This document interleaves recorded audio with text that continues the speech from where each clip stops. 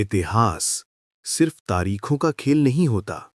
इतिहास वो आग है जो कुछ लोगों के सीने में जलती है, और जब ये आग इरादों से मिलती है तो जन्म लेता है मराठा साम्राज्य।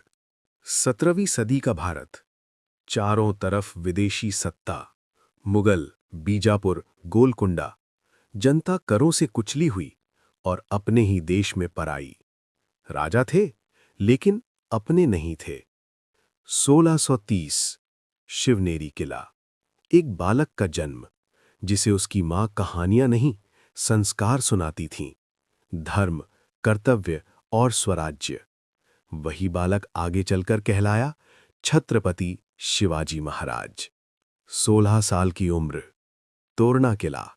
ये सिर्फ एक किले की जीत नहीं थी, ये एक ऐलान था, अब कोई झुकेगा नहीं, अब स्वराज्य बनेगा। मराठों के पास न बड़ी सेना थी, न भारी हथियार, लेकिन उनके पास था दिमाग, रफ्तार और पहाड़। दुश्मन समझता रहा और मराठे इतिहास लिखते रहे। 1659 एक मुलाकात तय हुई। दो सेनापति आमने सामने, एक भरोसा और एक बाघ नख।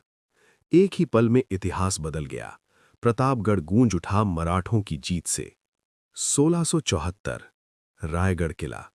ये ताजपोशी नहीं थी, ये घोषणा थी, अब भारत में एक स्वदेशी राजा है। शिवाजी अब छत्रपति हैं। दिल्ली की गद्दी पर औरंगजेब, दक्षिण को कुचलने की कसम, आगरा की कैद, और फिर एक ऐसा पलायन जिसने मुगल सल्तनत को हिला दिया। इतिहास ये भी भूल गया कि मराठे समुद्र के भी राजा थे। अरब सागर, और वहां मराठा परचम। विदेशी ताकतें भी कर देने को मजबूर। शिवाजी के बाद विचार जिंदा रहा और उसे आगे बढ़ाया पेशवा बाजीराव ने। 40 युद्ध, एक भी हार नहीं। दिल्ली तक मराठा घोड़े दौड़े। 1761 पानीपत। इतिहास इसे हार कहता है, लेकिन सच ये है, मराठे टूटे, हारे नहीं। मराठा साम्राज्य जमीन नहीं था, ये आत्मसम्मान था। ये सिखाता है, अगर सोच आजाद हो तो इतिहास बदला जा सकता है। जय भवानी, जय शिवाजी।